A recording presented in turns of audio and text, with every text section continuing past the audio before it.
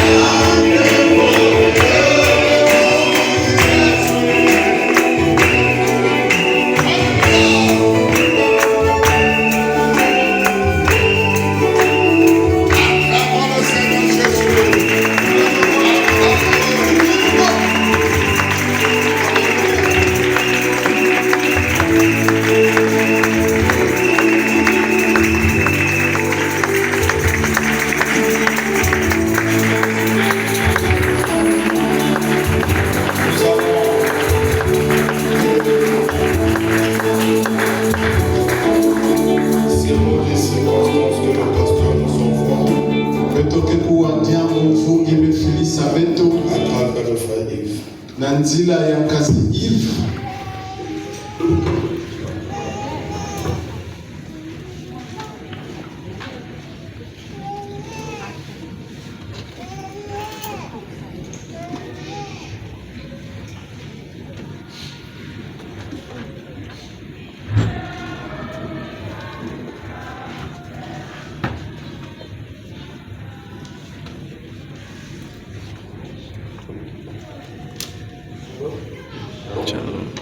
Que Dieu vous bénisse. Amen.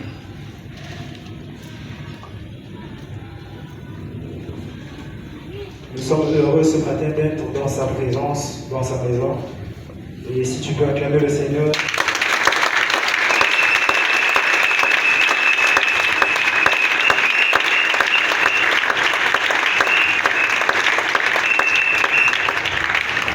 Amen. Amen. Et je viens encore une fois pour être la voix du pasteur ce matin.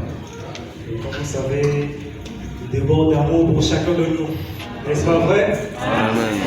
Et chaque fois qu'il est là-bas, il pense à l'église, il prie pour l'église. Et chaque fois, il ne manque pas de nous envoyer des mots pour nous reconforter. pour nous donner de la force de continuer sur ce chemin qui est long.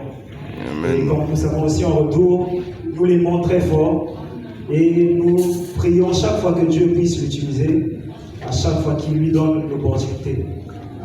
Alors nous n'allons pas être longs pour ce court instant, nous allons juste parler de la part du pasteur.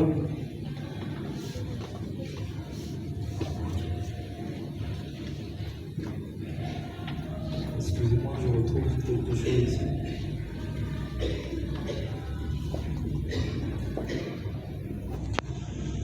Voilà, donc le pasteur ce matin a encore envoyé ses salutations à l'église et il a souhaité que ce matin soit transmis ce message que vous allez écouter tout à l'heure, qui parle de la bonne attitude dans l'église. Amen. Amen. Voilà, donc nous pouvons lire une portion de la parole. Jean 1.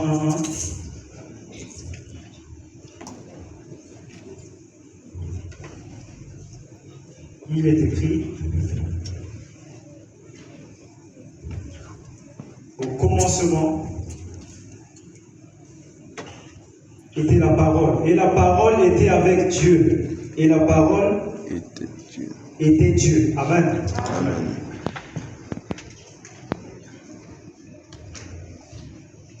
Donc la dernière fois, quand nous avons parlé, nous avons signifié que le pasteur avait le souci. Le prophète nous montrait que le pasteur avait le souci du bien-être de l'Église, de sa bonne conduite et de sa bonne marche. Ainsi de dire que nos bénédictions, tout ce que nous possédons, tout ce que nous devons hériter de l'Église, les grâces que nous avons, tout ce que tu reçois au moyen de la parole, cela est donné par notre Seigneur. Amen. Amen. Donc l'Église est un lieu où il fait bon vivre, comme nous l'avons vu précédemment. Donc ce matin, encore une fois, nous allons développer. Nous allons lire une portion de l'Écriture.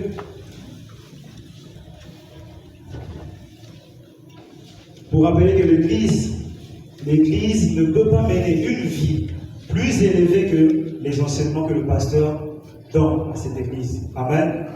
C'est-à-dire que l'Église ne peut pas vivre plus au-delà de l'enseignement que donne le pasteur. Si le pasteur nous enseigne à s'arrêter au niveau de la hanche, personne ne pourra dépasser. Parce que l'enseignement que nous recevons nous limite ici.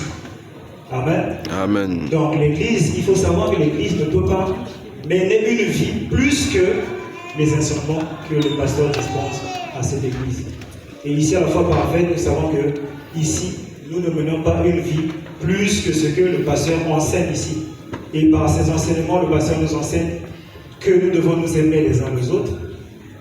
Amen. Amen. Est-ce que je peux entendre un amen? Amen. Est-ce que vous êtes vivants ce matin? Est-ce qu'on peut lever la main pour montrer qu'on est vivant? Que Dieu vous bénisse. Donc et voilà. Et nous allons lire comment l'ange est venu vers moi du 7 novembre 1953 au paragraphe 3.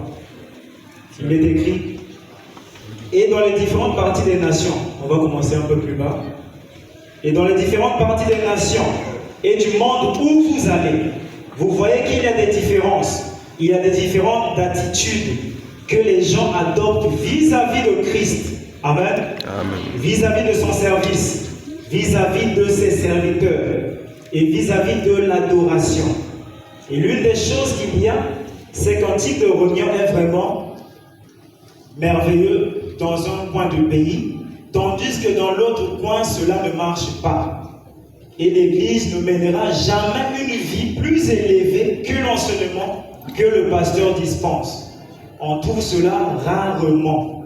Si vous avez un bon enseignant de l'Évangile, qui est faible et saint d'esprit, vous trouverez généralement ce type d'église. C'est juste là que votre pasteur vous conduit. Amen. Les pasteurs qui vous nourrissent. Amen. Amen. Donc ici le pasteur nous enseigne qu'il faut être toujours dans l'amour, qu'il faut aimer l'autre, qu'il ne faut pas haïr l'autre pour avoir vu faire quelque chose de mal, mais plutôt aimer et garder l'amour pour chacun de nous. Donc nous savons que l'église est un lieu où tout le monde vient, et nous savons aussi que chacun mène ses attitudes, ses comportements Je prends un exemple. On peut avoir une nouvelle sœur qui vient ici à l'église, mais qui a une jupe courte. Mais toi qui regardes, ne juge pas la hauteur de sa jupe. Amen. Amen. Amen. Tu ne dois pas juger la hauteur de sa jupe, ni voir comment sa jupe se comporte, comment elle l'a portée. Mais on sait que tous nous venons au Seigneur. Et celui qui change, ce n'est pas toi, c'est Dieu qui va changer cette sœur. Amen. Et celui qui t'avait rencontré toi peut aussi la rencontrer un jour. Car nous savons que chacun de nous a eu quelque part où Dieu l'a tiré. Et si c'est son jour que Dieu puisse la tirer de la boue, et imagine que tu sois un obstacle pour cela, ce n'est pas une bénédiction, ma soeur, ce n'est pas une bénédiction, mon frère. Amen. Donc l'amour, c'est ce que nous devons prôner ici à l'église. Tout comme Dieu n'aime pas les divisions, parce que là où il y a l'amour, il y a l'unité. Là où il y a l'amour, il y a l'union. Et tout marche bien. Souvenez-vous quand l'église a commencé, à la Pentecôte, la Bible dit tous étaient d'un commun accord. Amen. Tous étaient d'un commun accord. Ils avaient même que quand un vend une parcelle, il emmène l'argent, il met à disposition et tout le monde prend la part de ce revenu-là. Amen. Mais l'amour, c'est ça. Ça ne voit pas que la sœur Intel vient seulement avec une seule sandale. Ça ne voit pas que la sœur Intel s'habille mieux que les autres. C'est pas en ces lieux que nous voyons ces choses-là. Amen. Amen. L'église, c'est un lieu où il fait beau vivre. Donc, si nous voyons qu'il y a l'amour, et nous savons que Satan, c'est celui qui divise. N'oubliez pas, là où il y a le blé, il y a aussi l'ivraie. Amen. Donc, dans l'amour que nous avons à l'église, l'amour que tu dois porter à ton frère et à ta soeur, n'oublions pas qu'au milieu de nous s'infiltre toujours ce qui est mauvais. Amen. Et ce qui est mauvais vient pour emmener les divisions. D'accord? Et parmi tout ça, nous savons que le pasteur, parmi les enseignements qu'il nous donne, il nous a montré comment est-ce que nous devons nous conduire à l'église. Et n'oublions pas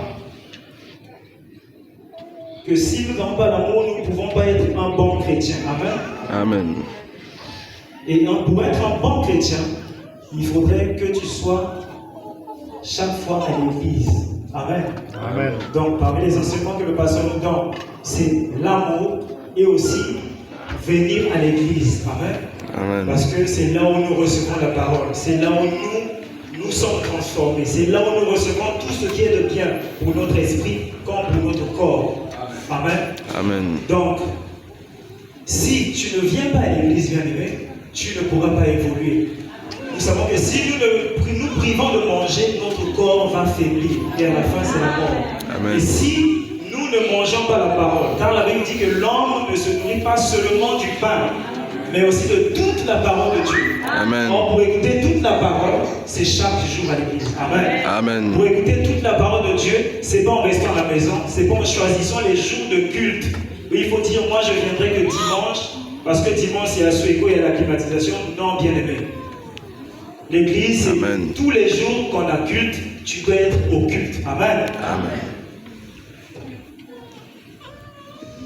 Donc, vous ne pouvez pas être un bon chrétien sans aller à l'église. Et aussi, nous allons lire Avoir soif de la vie, prêché le 4 mars 60, au paragraphe 145. Frère Branham dit, et pour vous, hommes et femmes âgés, lorsque vous vous séparez des croyants, les gens disent, je peux rester à la maison et y être tout autant bon chrétien qu'à l'église. C'est faux, bien aimé. Amen. Amen. On ne peut pas être un bon chrétien en restant à la maison. La maison ne nous conduit pas au Seigneur. L'église nous conduit sur la voie du Seigneur. C'est par le moyen de l'église que nous rencontrons le Christ. Amen. Amen. C'est par le moyen de l'église que nos vies sont transformées. Amen. Amen. Et à la maison, nous ne recevons pas Christ. Parce qu'à la maison, nous n'avons pas sa parole. Et sa parole est donnée dans sa maison. Sa maison, c'est l'église. Amen. Il continue, il dit, vous ne pouvez pas, la Bible dit, n'abandonnez pas votre assemblée, autant plus que nous voyons les temps s'approcher. Si vous êtes un chrétien, vous désirez ardemment aller là où se trouvent les autres chrétiens, comme toi ce matin. Tu es venu ici parce que nous, les autres chrétiens comme toi, se trouvent en ces lieux. C'est pourquoi tu laisses ta maison, tu laisses ton boulot, mais tu viens à l'église. Amen. Il dit encore, si vous êtes un chrétien, vous désirez ardemment aller où se trouvent les autres chrétiens pour communier avec eux. Ainsi, vous ne pouvez pas rester loin de l'église et vivre la même vie. C'est faux. Si on est loin de l'église, on n'a pas la vie de sanctification. Amen. Si on est loin de l'église, on ne peut pas être béni. Amen. Remarquez qu'Israël était béni chaque fois qu'ils étaient sous la conduite du Seigneur. Amen. Lorsqu'ils se déroutaient de la route, les Philistins se levaient à gauche.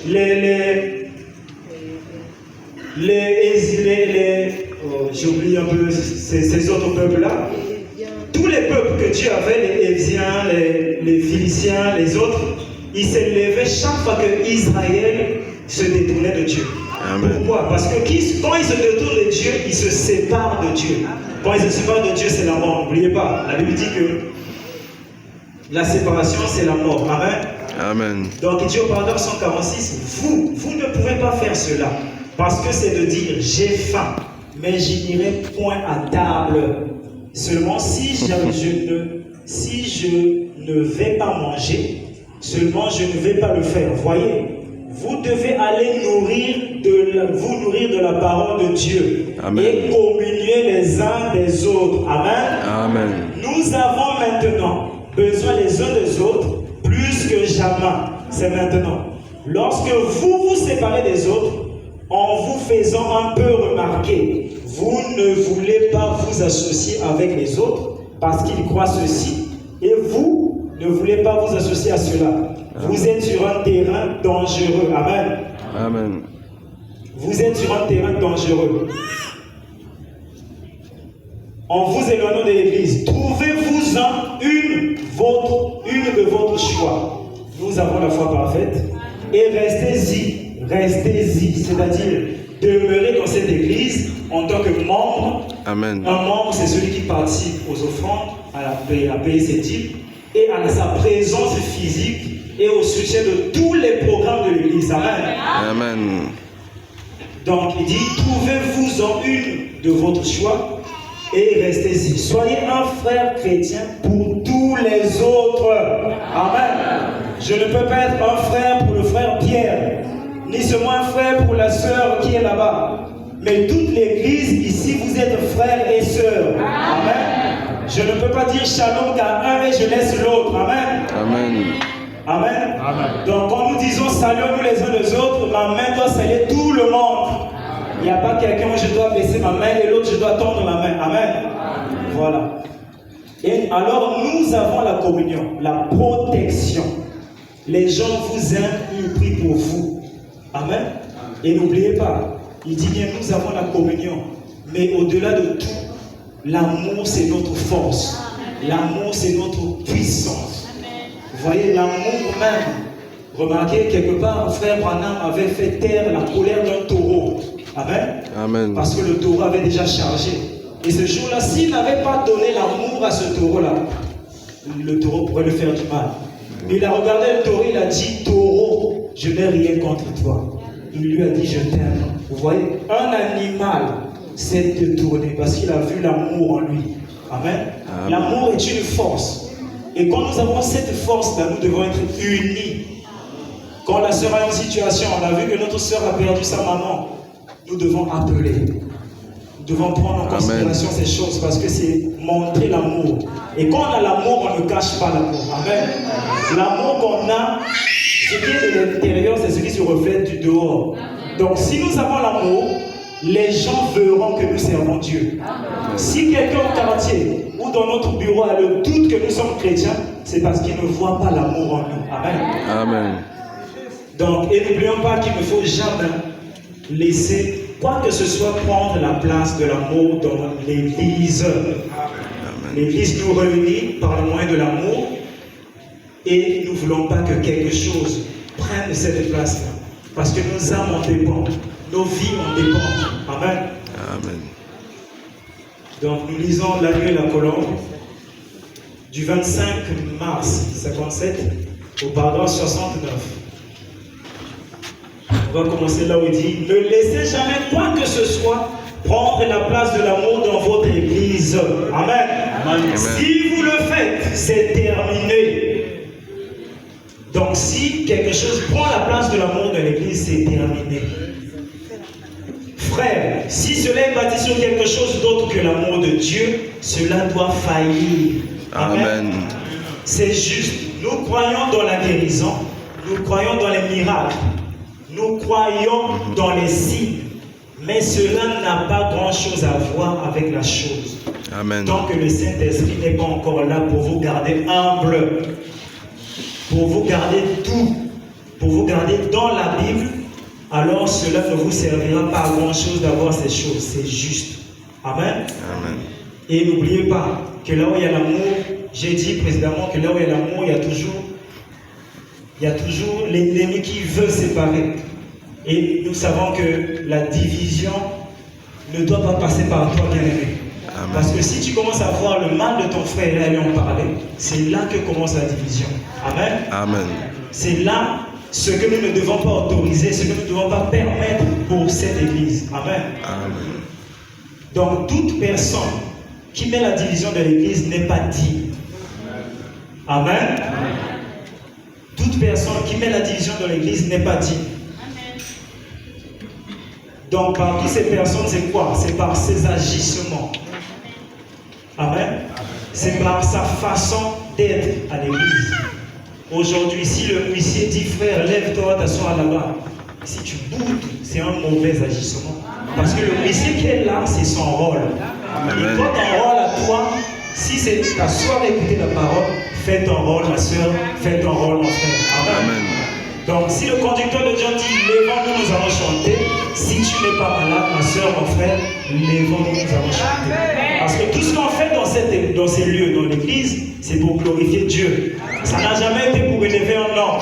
Ça n'a jamais été pour se faire une renommée. Amen. Amen. Mais c'est pour élever Christ. Nous pouvons lire ici, dans la vie, votre vie est-elle digne de l'évangile? Le frère Merlin.